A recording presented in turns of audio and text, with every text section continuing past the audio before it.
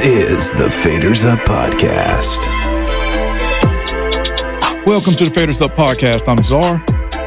I'm O'Shea. And I'm Sci-Fi. And this is a podcast about pro audio and beyond. If you got a question you want answered on the podcast, you can reach us at fadersuppodcast@yahoo.com. You can join the discussion for this episode and more on our Facebook group, Faders Up Podcast. And don't forget to rate and review us on Apple Podcasts and Spotify. And all guests and hosts that appear on the show will be in the show notes. All right, so we're back this episode. We are going to be talking about the new update to Suno, as well as Akai breaking the internet with the MPC sample, which if you're in audio and you don't even make beats, you can't escape the MPC sample hype because it's just been all over social media. So yeah, we're going to definitely discuss that. But of course, we're going to get into our regular segment here of who's been pushing faders up. O'Shea, how you been pushing faders up? Man, so it's not ironic that we're talking about Suno today. That's a major way I've been pushing faders up. Yeah, just getting more familiar with Suno, actually using it, making it practical and not just theoretical. So I used it to complete my first song. I made a beat the normal way and used Suno to create a voice with some lyric for a theme song I did for a podcast. So that was my first official use with Suno, using the free version. And after that, I'm like, yeah, let's see what that $10 a month hitting for. So been pushing faders up with that. And of course, DJ gigs, still doing that. Just got another 5-star review from a birthday party I did 2 weeks ago. So enough to keep my plate full, man. That's what's up. What about you, Sci-Fi? Man, same old stuff. Producing, mixing. I've been lately here and there, like touring a little bit, playing keys. So I've been doing that. I'll go back out on the road this week for a couple weeks to tour. But yeah. Same thing, mixing, producing. I got one of Dacia's new records about to come out. I think next week, about to drop a new record. Another record with this artist named Simone. She was on what's that show? Bel Air. Like the remake of the Fresh Prince of Bel Air. She played Lisa. The one on Peacock. So yeah, but okay. Yeah, the girl who played Lisa. Yeah. Does she sing or rap or what she sings? Okay. She sings. Yeah, so produce her next single. Hey, it's about to drop. Good stuff. Yeah. So yeah. Czar, what about you? How you been pushing faders up? Same old as far as reviewing a lot of plugins and stuff. Barefoot sent me the new Footprint 02 Gen 2s, which I was really excited about because I'm a big person on if it's not broke, don't fix it. Or I kind of feel like, no, not kind of feel like, I do feel like a lot of upgraded equipment most times to me isn't worth the upgrade. Like if you already have the first version, do you really need to go buy a whole new one? However, I might do a video about this. There is some gear out there that does fit it is worth the upgrade here. And I can say I definitely feel the Barefoot Gen 2s are worth the upgrade, which is just kind of crazy to me because I love the Gen 1s so much. So I'm not going to get into all the new stuff now that's in the Gen 2s, but it is a significant upgrade. Like it's impressive to me. And I hate to use the word better because it's so subjective, but yeah, I do prefer the sound of the Gen 2s over the Gen 1s, but the Gen 1s are still great if that all makes sense. So I'm doing that. I'm going to have to get in the studio soon, and the studio owner told me a lot of stuff wasn't working. So it is as I expected, because I talked to Truth, the other engineer there, and he was like, a lot of people have been in there and getting behind the desk and unplugging stuff for no reason at all. So now I'm going to have to get in there and we're going to have to get in there and help get it wired back up the way we had it before. What studio is this? Father of Cut Studios. The studio I've got over there off of Nolensville Road. Okay, yeah, that's fine. Okay. Yeah. Yeah, so it's going to be annoying, but I don't know. It may also be a good time for me to switch some stuff in and out as well, I guess. But I mean, it needs to be done, but kind of not looking forward to doing that. It reminds me of a studio I was working at in Memphis. I think it's called Big Boy Studios in Midtown. And it wasn't wired right. Like you push up the master fader on the console was split between left and right. It was a left fader and a right fader. You push up the left fader and music would come out the right speaker. You push up the right fader, music would come out the left speaker. And one of the engineers there was like, Kim Folk, you know this hooked up wrong, don't it? I said, yeah, I realized it. He said, I ain't going to say nothing. I said, I ain't going to say nothing either because I already know what's going to come after that. Get y'all ass back there and fix it, right? So I came in, I don't know, maybe a week later, I came in and the studio owner was like, oh, yeah, going upstairs. They're rewiring the console. I'm like, damn.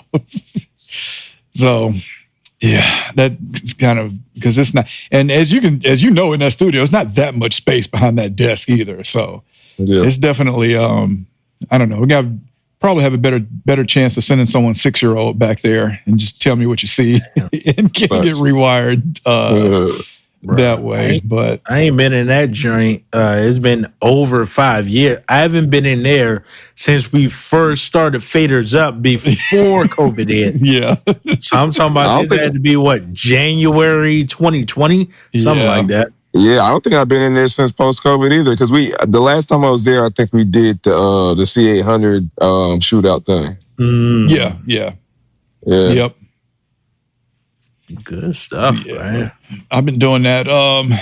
Think of some of the plugins. I just got through reviewing Safari Audio's AI assistant plugin. You mean like Safari, the internet browser? No, Safari. You heard of Safari pedals? Nah. No, I'm sure you heard of Safari pedals. Keep going. Oh yeah, I love this stuff. Well, yeah, they've rebranded into Safari Audio now because now they're doing plugins and virtual instruments. So they came out with I think it's called QB. Is their it's like an electric piano. Yeah, I saw that. I did see that. Yeah. But they came out with AI, but it's a VST. You insert it on your track in your DAW, and you can do basic stuff like what's the key of this song, what's the tempo of this song. But the way I've been using it is Safari Audio plugins. They don't do generic plugins. So, and what I mean by that, they don't make like, here's your everyday LA2A, your everyday 1176. So, and some of their plugins have interesting features on there that you just wouldn't know what they are just by looking at them.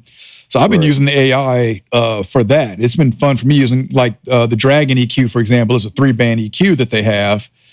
And I assume that the low and high shelf or the low and high bands are shelf and not bell curves, because normally 3-band EQs are like that in that style. So I asked it that, and it confirmed that, the low and the high are shelving. There's another plugin that, the bus compressor has a gravity and glue option on there.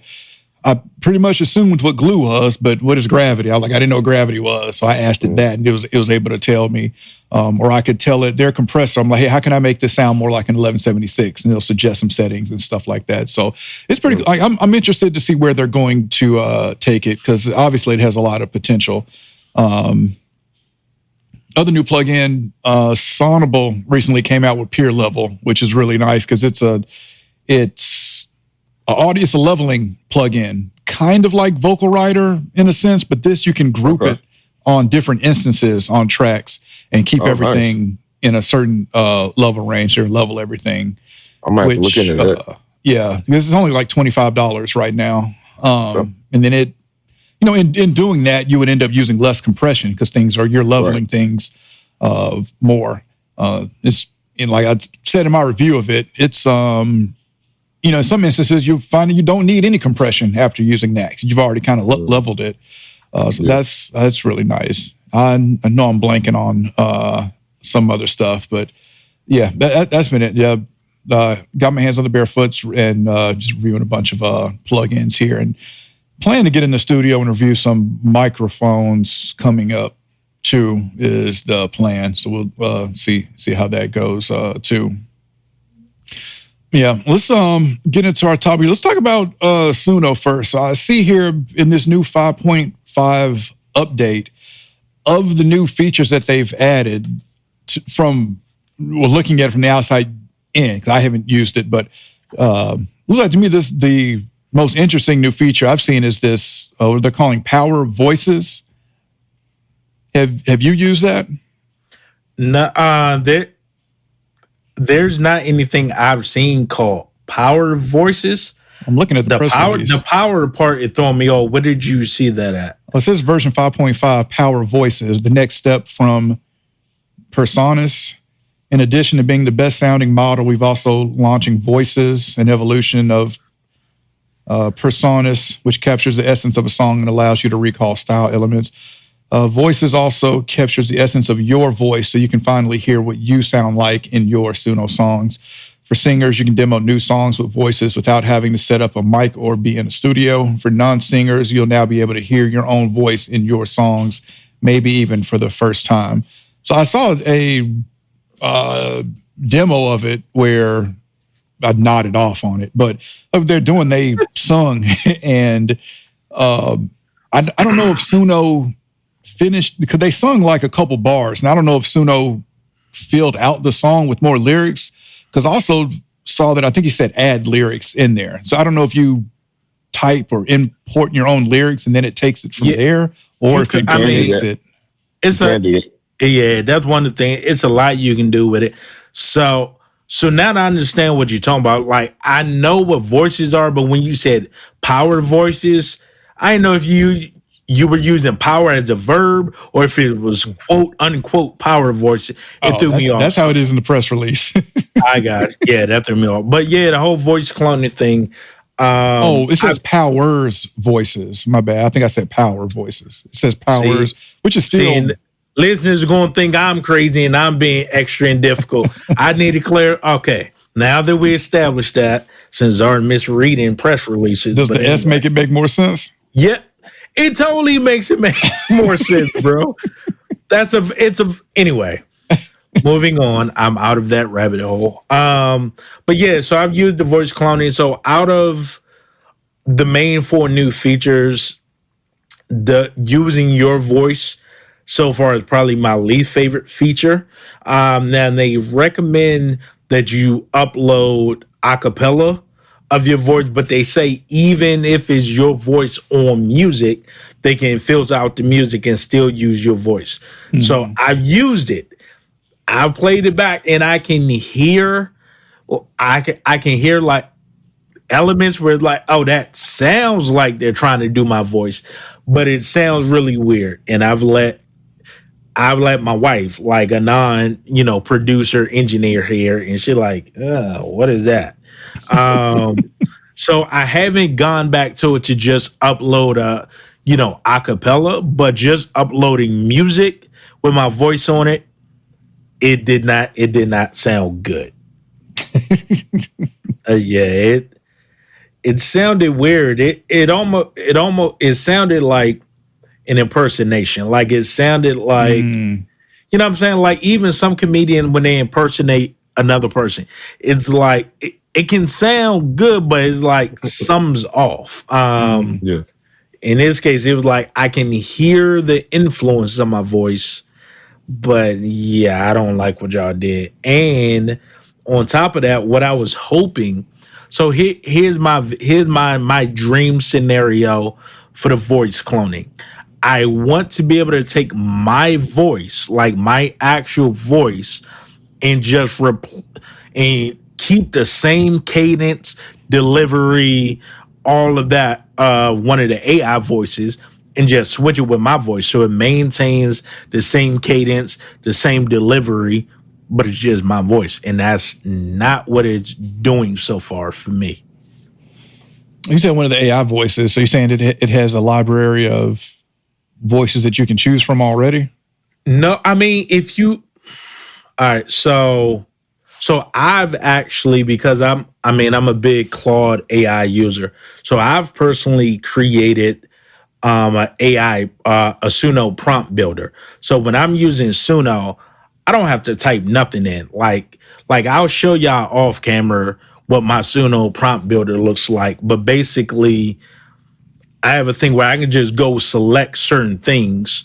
I can select flows like Drake, sounds like that, whatever it is. And I've programmed it to output certain adjectives. Like, cause you can't just put in the name Drake or Wale or whatever in there, cause it's going to flag it and say that's against their rules.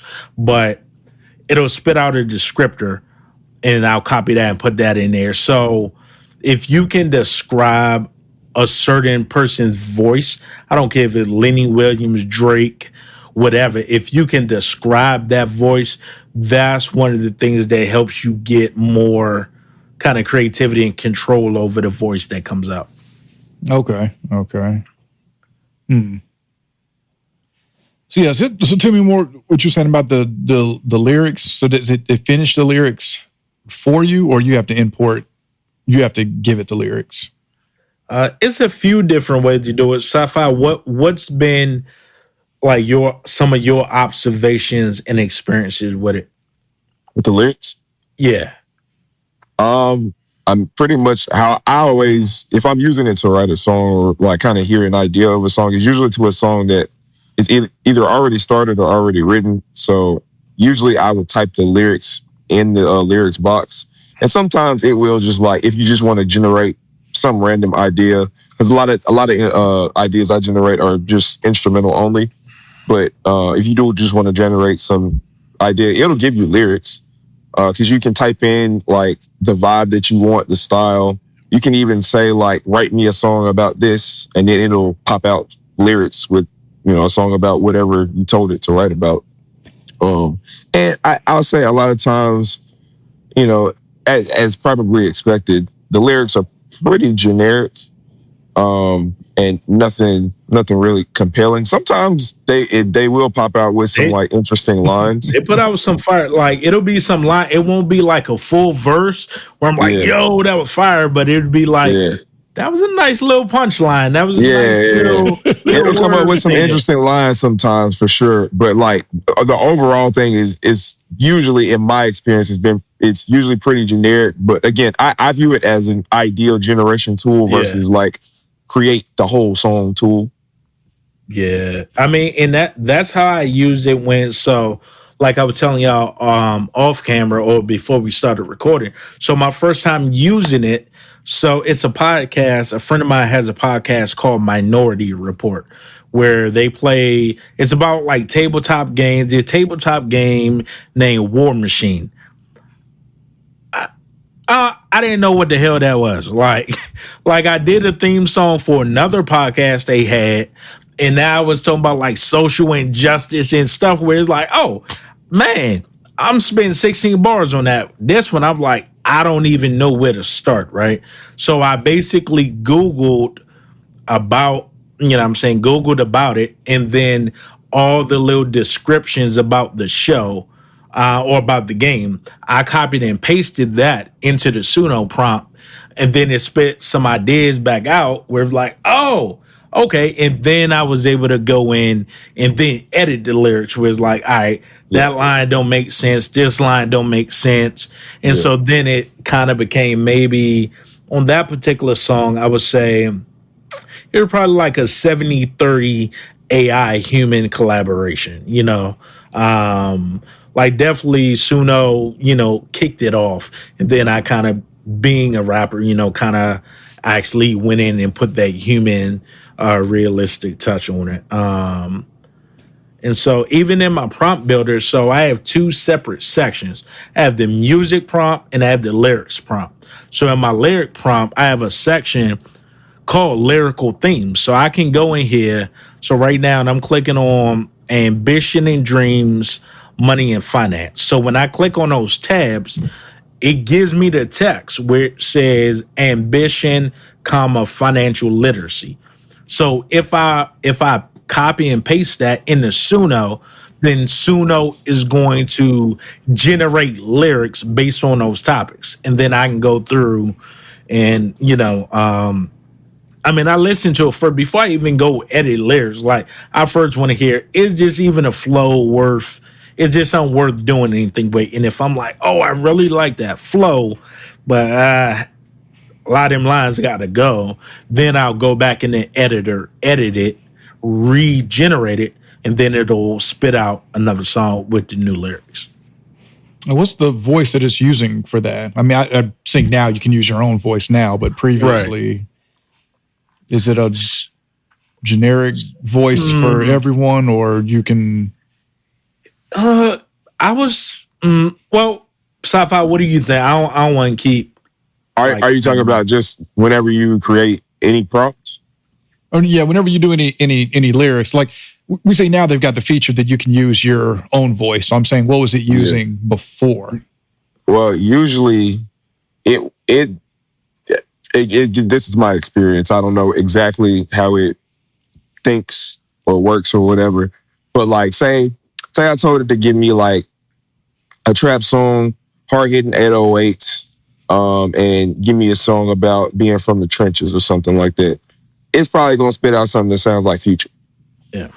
Or if I write, the voice would be something that probably sounds like Future. And then if I tell it to write me like, give me a pop song that's sassy and girly or something like that, it may spit out something that sounds closer to Sabrina Carpenter, or it'll try to do its best to match the vibe of whatever you're prompting it to do, and then you can go back and tell it to do something different if you want that. Because a lot of times there's also a button in there. Let me actually just pull up Suno, because I think there's a button where you could tell it to say male vocal or female vocal. Correct. You can select that. That's under more options.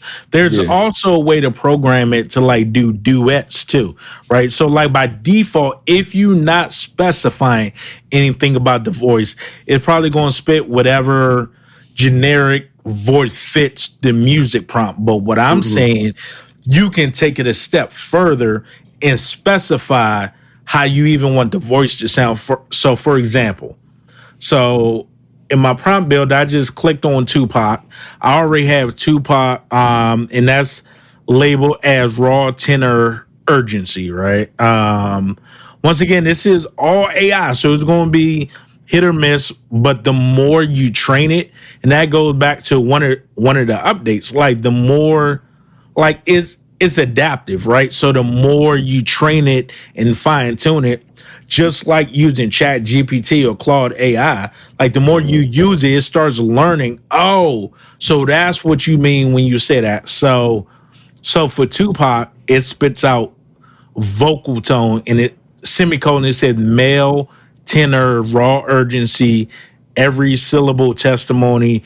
And some of this, I would take that out because I'm like, what the heck does that mean? Yeah. And it says rap, male, street poetry, political urgency, anthemic, West Coast. So what I would do, I would copy that, and in the lyric section, once you already have the lyrics, like under each section, so if it says verse 1, under verse 1, I will put that whole phrase in brackets to train Suno to apply that voice to that first verse, if that makes sense.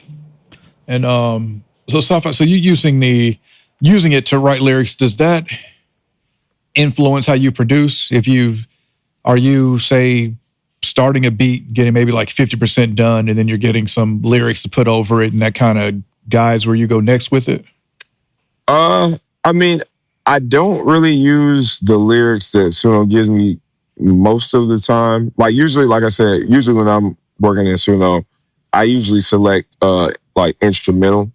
So I'm just getting like musical ideas, but sometimes like there may have been a rare occasion where I did something and I wanted it to sound like a 70s sample or something like that.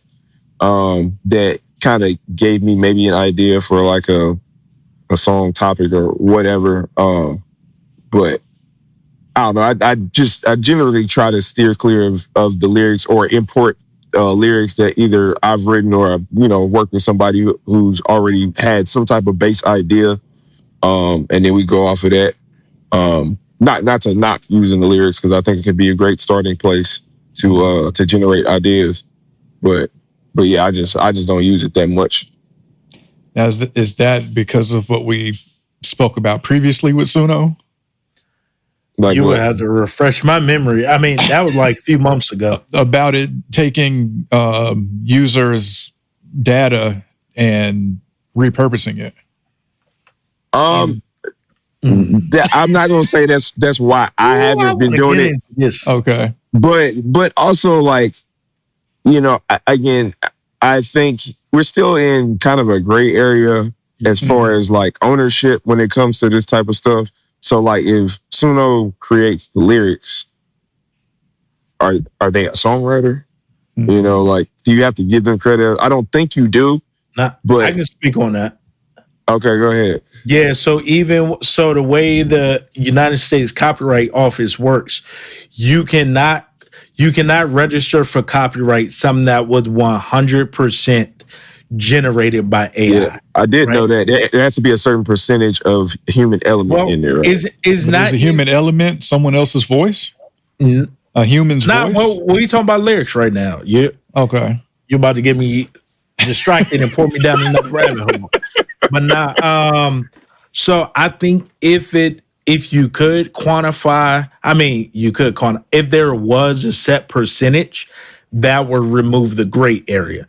There have been cases that have been litigated. There is no percentage, right? It's on a case by case basis, right?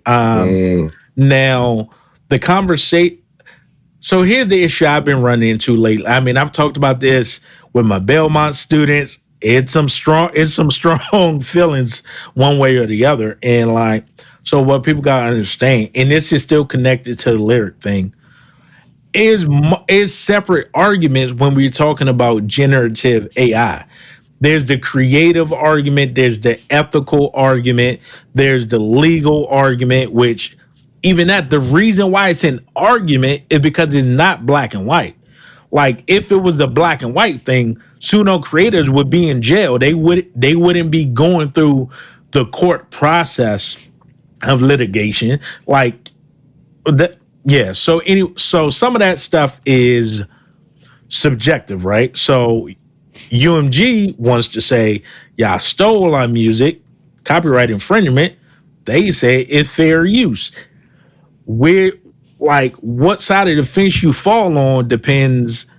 What's your motivation? You know what I'm saying? What's your understanding of copyright? But yeah, so with the lyrics, so if Suno just spit out some, I ain't changed nothing in the lyrics, whatever, I can't get protection for that because it's not my work, right? Even if I did the work of creating the prompts and did this whole innovative prompt building or whatever, no. But if it's like, okay, you edit, you know, all this stuff, and then it's like, you can clearly tell. But here's the other thing that's crazy. When you're registering for copyright protection, which a lot of people, independent people, don't do anyway, but when you are registering, you do have to disclose if you use AI, and if so, you have to be able to tell it where. And so that part is annoying, because if I'm in the creative process, like even thinking about music, if you chopping samples and you doing like royalty free, I'm not going to remember, like if I used 6 different samples in one song, you know what I'm saying? Like, I feel like that might take some of the organic fun out of it, because now it's like, before you cook up, you making notes of, all right, I'm using these samples. Then you're going to, so that's kind of whack. But you said that using your own voice is one of your least favorite features. What is your favorite feature in the new update? Give me 1 second. What I anticipate being my favorite, because even this feature I haven't used yet, but it's a feature called My Taste, where basically, like, you can personalize Suno more. So you will be teaching and training Suno based on your music, right? Okay. So I think that would just help me get my ideas out quicker.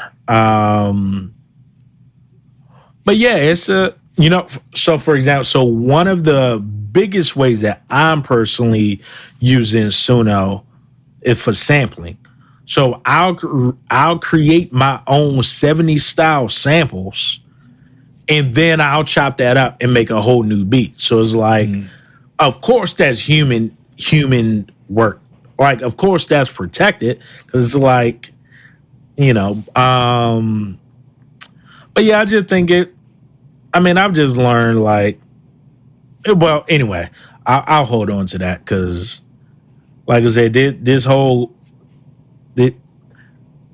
discussions and debates around Suno are very polarizing, right? Like, you got people where it's like you would have thought you insulted their mother by the way they respond to you. Like, and I've just been asking questions on social media. Like, hey, what do y'all think about this? What do y'all think about that? You got people anti-AI because of environmental reasons, which I didn't even know. So I learned something new. It's like, I didn't come into any argument with I'm right, you wrong, don't talk to me. It's like, hey, educate me. Like, if it's something I don't know, I'm willing to learn. And so you mentioned chopping up samples. Is that a good segue into this Akai MPC sample? Let's do it. So I did that on purpose, by the way. So what was y'all first, I guess, initial thoughts when you first saw the MPC sample? When I first saw it, I didn't think it would gain as much traction as it did. I don't know. I kind of assumed it would be like kind of gimmicky and almost like a toy. When I first saw it, I thought it was fake. I thought it was fake. I was like, this isn't real. I think it wasn't until I saw Bolo with it that I was like, oh, okay, this is legit. Yeah, when I saw Erykah Badu posting about that mug every day, like literally every day, I was like, oh yeah, this joint must be special, man. Dude, does she make beats? I think I did see her talking about Alchemist had given her an MPC years ago, which I didn't know she made beats before that, but now she does. Hey, did y'all know Alicia Keys makes beats? Yeah, I did know that. I can see that. Yeah, she's fire, man. Yeah. Everybody knows she writes and plays piano, but I'm like, no, she like get busy with it. Like she can cook, tapping stuff out. Oh, nine. Yep. Yeah, bro. Because playing keys, you're already halfway there. Right. Yeah. And she was sweet beats, bro. Right. Like he not gonna let her be trash. All right. I did think it was fake, and I definitely didn't think that it would take off the way that it did. But I do like the fact that they built something that's retro in a way that it doesn't have all the bells and whistles as the newer MPCs, and it's really not meant to. It very much functions as one of the older MPCs. Now, does anyone have any ties to MPC or have used MPC or owned MPC before? I've never owned one. I've briefly played, a few of them or whatever, but like nothing where I was really digging in. I grew up in the digital age of like laptop production. So well that makes sense. O'Shea? And they're pretty much the same for me now. Before I moved to Nashville, like let's say 2000 2005 during undergrad, like Pro Tools and stuff was around, but most producers that I knew were still hands-on MP users. So it's like I was around it. I've played on them, but it's like I really didn't cultivate like this focus on producing until I got down here, which I'm like, in hindsight, I'm like, crap, why couldn't I have got into this before I moved down here? Because I mean, I had like Grammy Award nominated, Dove Award nominated, like homies like in my circle that I could have gleaned so much from, but but I think a big part of it for me too, like, do y'all remember Scratch Magazine by Double XL? Yep. So kind of just coming up on those. So for our listeners who don't know, Scratch Magazine was for producers what Double XL and the Source was for like rappers, right? So I mean, I always, and that's probably the reason why I gravitated to Machine 1 when it came out, and then Machine Studio, and then Machine MK3, because it was like the MPC was like the thing that I always salivated for. It was like I never had one, but everybody said you had to have it. So it was one of those things I always aspired to. But then, time, we just got to a point where it's like, at this point, like I learned how to cook without it. So yes, I used to have a 2000 XL. I'm not when I was heavy into making beats, I'm not a sample based producer where I'm taking old school stuff and chopping it up. I just used to do my drums on the and shout out to my guy Marco Dane. He's a huge Akai head. He even named his daughter Akai. But he taught me how to use the 2000 XL. He gave me some programs. He gave me a bunch of programs, and I just started using his drums. And I just used the MPC for programming drums. But that was pre-digital, so I had the MPC MIDI'd to my Triton, and then would dump it into Logic when I get a song done. I do all the sounds on the Triton, do all the drums on the MPC. But the size of it is also pretty impressive to me as well. How small it is. Yeah, I feel like they really capitalize on the nostalgia of it. One, like you said, it I've heard a lot of people say it kind of operates like the older ones, like I'm assuming like the MPC 2000 or 3000 or whatever. And also it looks like a freaking calculator. Yeah. So it reminds you of being a kid typing on a calculator, but then also for people who use the MPC, it reminds you of working on the MPC. So it's like a super nostalgic thing to have, but also new at the same time. I got to see a video, because looking at the pictures, I can't tell how small it really is. Looking at the picture, like I need to see it in somebody's hand. I think it's as big as a calculator, bro. So it's like handheld.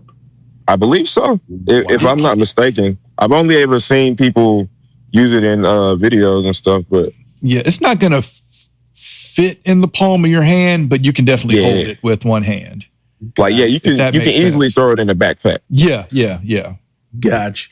One thing I do like about it, just looking at these pictures, because ever since, I think it's been maybe 15 years now when Native Instruments came out with the first machine.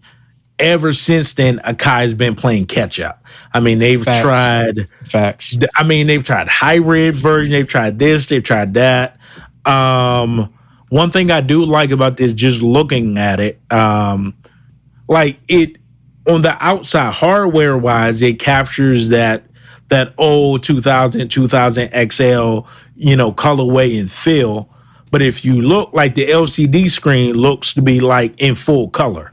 You know what I'm saying? That the pads, once again, some they stole from Machine. The pads have the lights underneath it. Which, you know what I'm saying? Which I think like they're still staying true to kind of like their roots and even the nostalgic feel of it while adding some, modern, I guess, novelties, if you will. Oh shit, I just sent in the chat, a picture of somebody holding one in their hand. Okay. Let me Let me make the screen bigger and pull that up. Yeah, you can kind of see how big it is in regards to like keyboards and stuff. Prove you. And I'm trying to see. Oh wow. Okay. Yeah. Okay. That don't look bad. And another thing that it only has 8 gigs of internal storage, which is still more than my 2000 XL. But I remember you have to buy a was it a RAM? You had to buy like a RAM upgrade to install in the MPC. And this joint does have the SD card on the side, which is cool. And I think that, well, I guess it would have expanded to, well, I want to say it expanded to whatever your card is, but I'm sure it has a limit. Some devices has 32 or 64 gig, whatever limits. Or I know cameras do. Yeah. Do y'all know how long of a sample that you can load onto it? Yeah, I just had to put. I'm not sure. Let me go back on Sweetwater, like, because I had all the specs and stuff up. Specs. Why are you doing that? Let's talk the price. The $399 price is incredible. Yeah, it's definitely, it's close to impulse buy for sure. And the other crazy thing is they just came out with the MPC a couple months ago, if I'm not mistaken. The big boy. Was it the MPC Live 3 or something? Yeah, the Live 3. Is that the? I thought it was.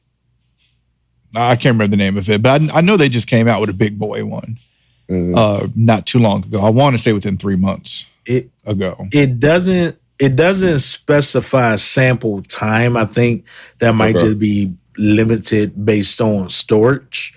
I mean, my guess would be for people familiar with the MPC, with the Akai MPC brand, whether you came up on the hardware or even the software. You know what I'm saying? I think this would be a good buy. I think for someone like myself, primarily coming from Logic in Machine, I wouldn't do it only because, in my opinion, just on my limited experience messing with Akai software, whether it was the MPC Studio or whatever, it's like going from Logic and Machine to MPC is like going from Logic to Ableton or going from Logic to FL Studio, in my opinion. Like those two DAWs are like the two outliers to me, where it's like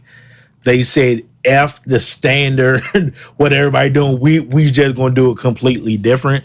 And so for me, like even messing with Akai software, like I'm not saying it's like super hard to figure out. It's just different. So it's like I probably would just stick with what I got. It's annoying. It is annoying. I've got I can't even open it for some reason now, and I really don't care. But the MPC Beats, MPC has a free, or Akai has a free MPC Beat software, which is that's what I meant. I think because it's a VST2, I don't know, whatever. It just opens to a white screen in my Studio One now. I went to use it the other day just to mess with it, and I wasn't going to spend a lot of time troubleshooting it. But anyway, I had a not MPC. I had an Akai product that I bought. All I wanted to do was listen to my old MPC beats. And this was it wasn't an MPC that I bought, but it was like an Akai drum controller. I think it was all MIDI, but it was, Akai said that it supported the .SND and the .pgm files, legacy files from Akai, and it didn't. It didn't. So I'd kind of had a bad taste in my mouth about Akai since then. I don't even know what I even did with that thing. Maybe I returned it. But that's what led me into getting a Machine. And then Machine, Machine was too complicated for me. But yeah, and I looked at this one. So this sample does show that it supports the .SND and .pgm, but all my old MPC stuff is in storage on what do you call them? Zip drives? Flash zip drive. disk. Not flash drive. You mean no thing is bigger than like a floppy, much bigger than a floppy, but it's thicker like than a thicker. floppy. Yeah. I know the ones you talking about. That's what you used to have to load them on. That's where all my stuff is on. But I mean, it'd be cool for me to hear it, but when I think about it, it's really just drum patterns on there because I didn't make like full beats on there. So, and then the drum sounds that he gave me, I have them as WAV files anyway, so I can load them into anything. Yeah, I just had an epiphany. Like, you know how sometimes we've done episodes where like your wish list, like if you can make anything happen, like musically, technology, whatever. Man, if Suno became a plugin, like if they did like, well, I was about to say exclusive with Logic or somebody, but they wouldn't want to do that to limit their shareholder, their profit. But man, if you could load Suno in a DAW, that'd be dope. Now without it, I'm fine as is. It's not like one of them things where I'm like, man, why didn't they? It ain't that deep to like take it. Now I will say, Suno stems they'll give you at the most, they'll give you like 12 stems.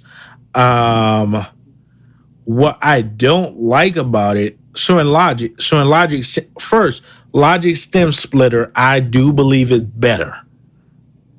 Like Suno gives you 12, Logic only gives you 4, but I do think it's better and it's quicker. My issue with Suno, if you're creating the music, you should be able to get clean like stems. Like I don't understand how much does it make sense what I'm trying to say? Like, so you're basically talking about how it's basically like whenever you prompt the song in Suno, how it'll create the song, but then when you do the stem, you want to get individual stems. It's just AI stem splitting it instead of actually taking the actual individual pieces of instruments. I don't get that either. It should. I think it should be able to have the individual instruments instead of stem splitting the one piece of music. I don't understand that. Because I'm really about to just, like when I get in a credit pinch where it's like, all right, I'm running out of credits, you can download this stereo wave for free and just import it into Logic and use Logic stem splitter. Now you won't get as many, different stems, but depending on how each individual is using Suno, it may not even matter. You know what I'm saying? But back to the MPC sample, with its portability, how portable are you, Sci-Fi, with your setup, or are you portable with it? Man, I have to be portable with mine just because sometimes I'm on the road and I still have deadlines and stuff like that. So I do have like a little 25 key MIDI controller that I keep with me at all times. But that's why I like the sample is because it is super portable. And I again, like kind of like we were talking about, I'm not like a sample chopper. Like I do chop samples every now and then, but usually that's like, again, it's through software. I've never been like the guy that's going through all the pads and chopping samples and all that.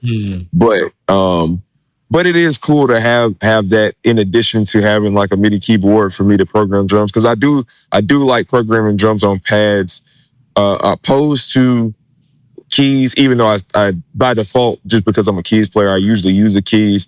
But if I have that, I would use that to program my drums. And, like I wouldn't be opposed to like making full beats on something like that, just to do something different. And especially at that price point where you can also get like that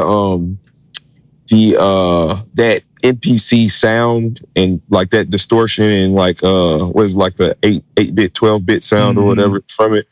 So I definitely would not be opposed to it. I don't need it. Definitely don't need it, but it will be fun. And one thing I noticed is when I was using that MPC Beats software, I have the PreSonus Atom, which is their drum pad controller, which worked perfect.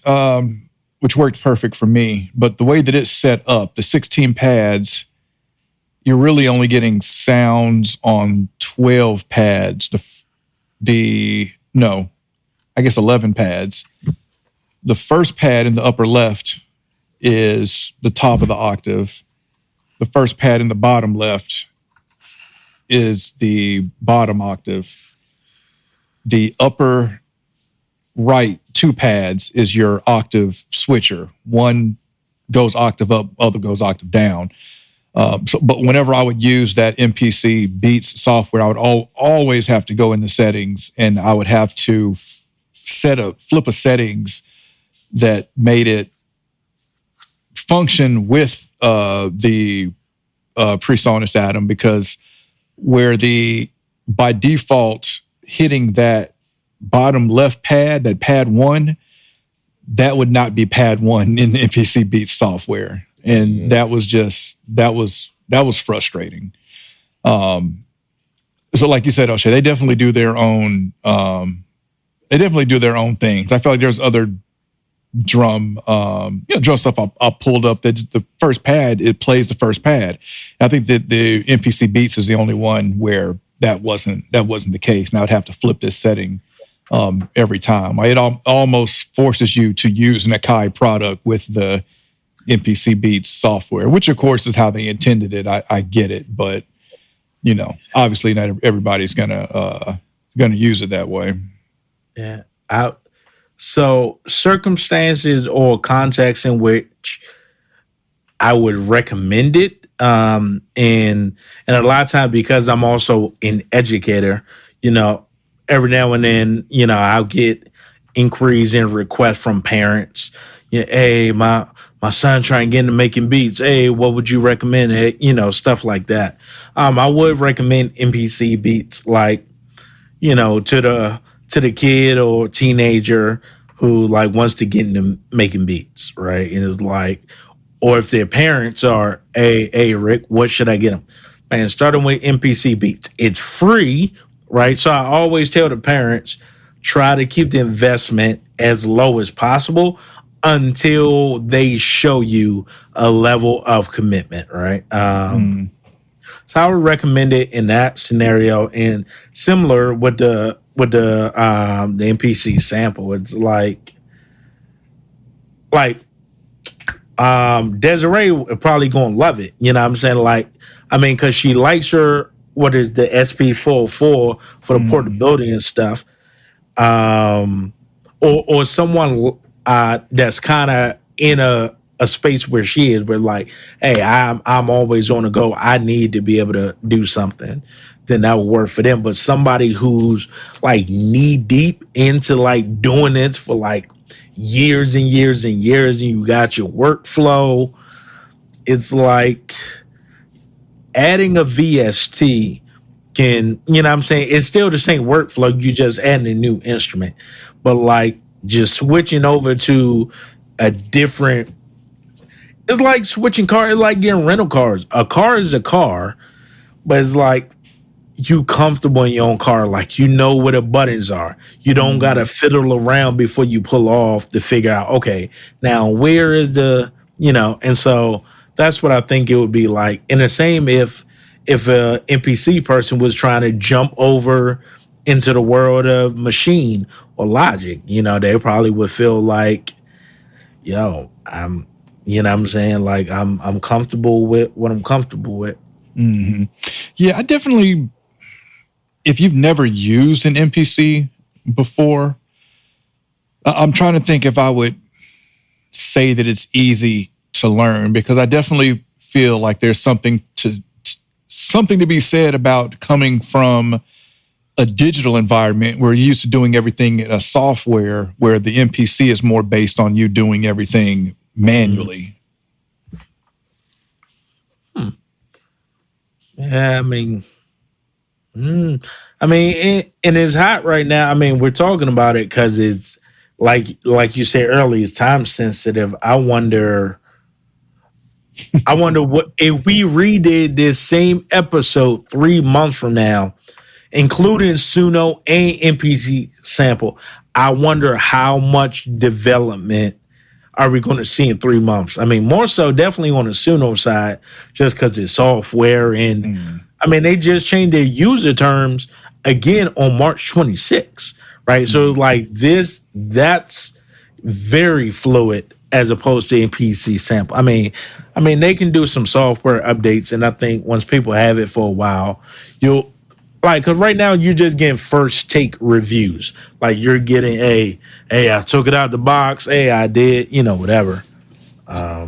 We'll see. So I just thought about this. We'll give it 6 months. 6 months from now, what is the used market going to look like for an MPC sample? Because I can see a lot of people buying this because of the hype, not taking the time to really learn how to use it. Yeah. That's interesting. Yeah, I agree. Yeah, I don't even want to say. I don't want to speculate. Like, yeah, because I don't want to come off as a hater, but then I don't want. Yeah, I don't know. I'm interested. I'd be curious to find out, because here's the thing. Like you said, like Akai, they just released something else too, right? So it's like, I mean, there are some people just like sneaker, like remember the website from Gear Sluts. I don't know if they're still around or not, but Gear Sluts, sneakerheads, whatever. There are some people that it doesn't matter how many they have, they're gonna keep getting more because they like collecting it, even if they're not gonna use it. Like, I got more shoe. I mean, I ain't gonna say none, but I have a lot of sneakers. I'll just say I have a lot. I don't need any more sneakers. I don't need any more Jordan 1s. I mean, I got 8, 9 of them, but it's like, I'm going to get more because I like them. You know what I'm saying? So, man, sci-fi, wake up, man. I've been wanting to say that for like 10 minutes, bro. The Zar been seeing your face. He just ain't. I tried my best. Man.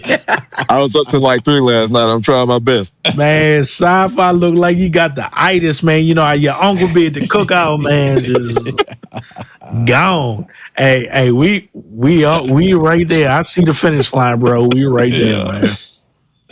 Oh, good. Yeah.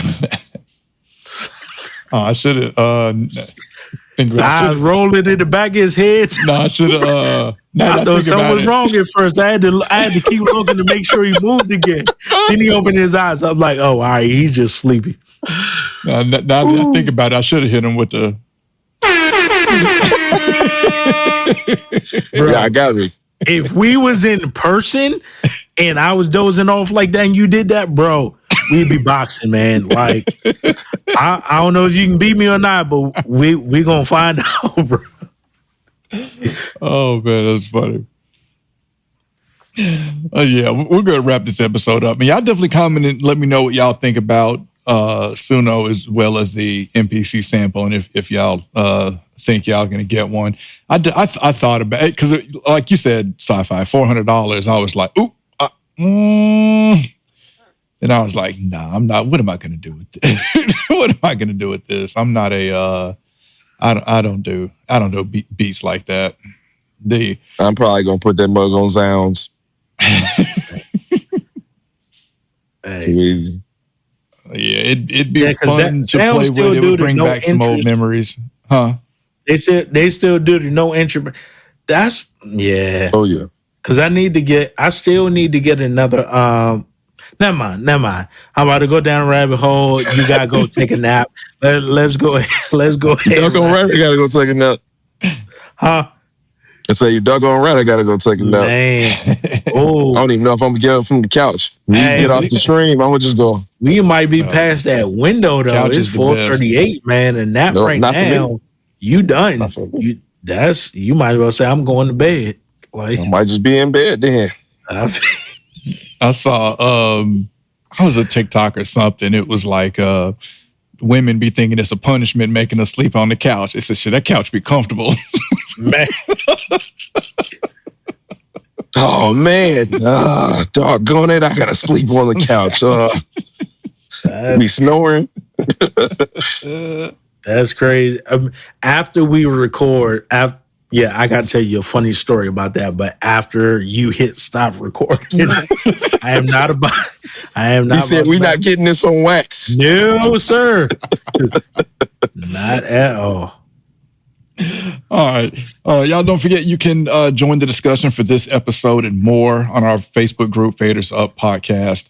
Don't forget to rate and review us on Apple Music and Spotify. And again, all guests and hosts that appear on the show will be in the show notes. All right. I'm Zar. I'm O'Shea. I'm Sci-Fi. And we'll catch y'all next episode. Peace.